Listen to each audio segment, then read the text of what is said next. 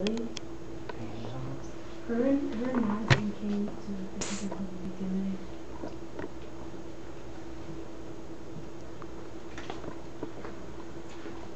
Those who have no grandparents lose very much. The sources I used for my speech were grandparents.com, quotesgarden.com, about.com, dictionary.com, and 2 interviews from my grandfather himself and my mom. My name is Veronica Alvarado, and I'm going to be giving a speech about my grandfather. I will go on to tell you what obstacles he has overcome in his life, his pure, unselfish motives, and how he's benefited his society. In my grandfather's childhood, his mother died when he was only 5 years old. He had a brother and a sister, ages 8 and 3, and they had to fend for themselves during the day while my grandfather's father was at work. They had dirt floors, no electricity, and only a well for water. When he got older and he moved to Houston, Texas, he started working for a body shop at the Chevrolet dealerships.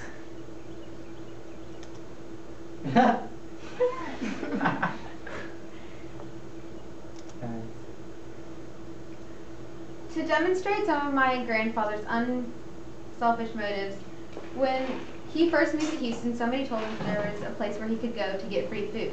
And when he went, he found out that this was a food pantry, and he had money for food, but he just thought they were giving it out.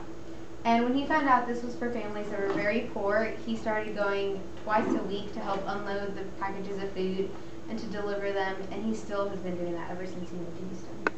And another thing is that every Sunday he goes to all the widows' houses and picks them up for church, so he carpools with them.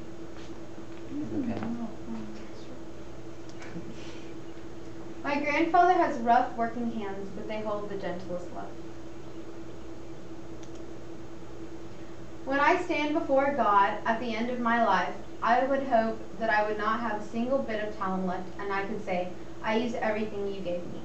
I think this quote works very well for my grandfather because he is always going to church and helping people whenever he can.